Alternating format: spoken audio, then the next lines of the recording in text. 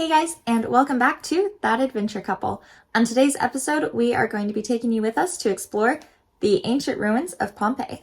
We are currently staying in Naples, which is the closest big city to Pompeii. Naples' big claim to fame is that they were the originators of pizza as we know it. So last night we went and got some pizza at the most famous pizza place we could find, and really, it was just okay.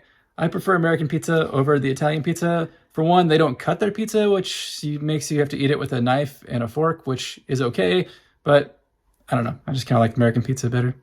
We are taking the train from Naples directly to Pompeii. We did buy our tickets and our audio guide ahead of time, so we're going to try to get there right at open. Welcome to the ruined city that once was Pompeii. I'm not sure what I really expected when we first got here, but this place is huge. And of course it would be. It's an entire town. When you arrive, they give you a paper map, but we went with the audio guide, and I highly recommend the audio guide. The audio guide is actually a smartphone, and it has built-in maps and things to help keep you from getting lost. I was fascinated with this city when I was a kid. I even wrote a report on it once for school, but if this is your first time learning about Pompeii, here's a brief history.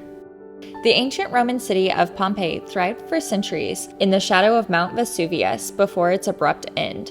It was known for being a bustling port city and a hub for trade in the Bay of Naples. It came under Roman control in 80 BC and rapidly transformed into an urban center.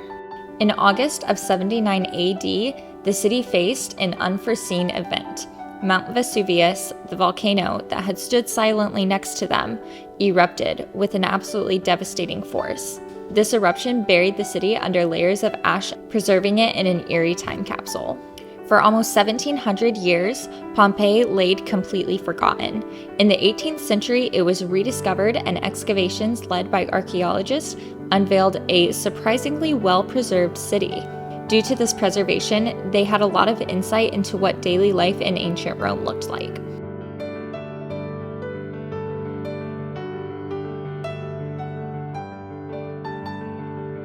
A couple of tips if you're planning your trip to Pompeii.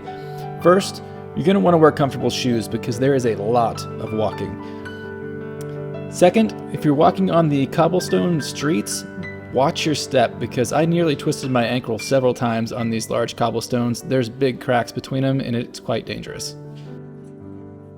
I think it is amazing to see the chariot or cart ruts down the roads. They've been here for thousands of years.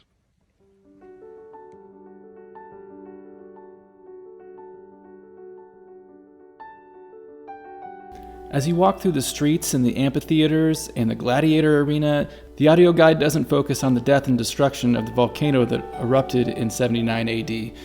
Instead, they try to portray what life was really like here 2,000 years ago. And as you step into these people's homes that have been frozen in time for the last 2,000 years, you can really get a feeling for what it was like.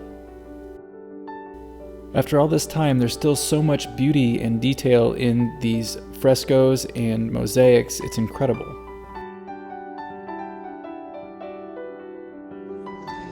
Yep, some things never change.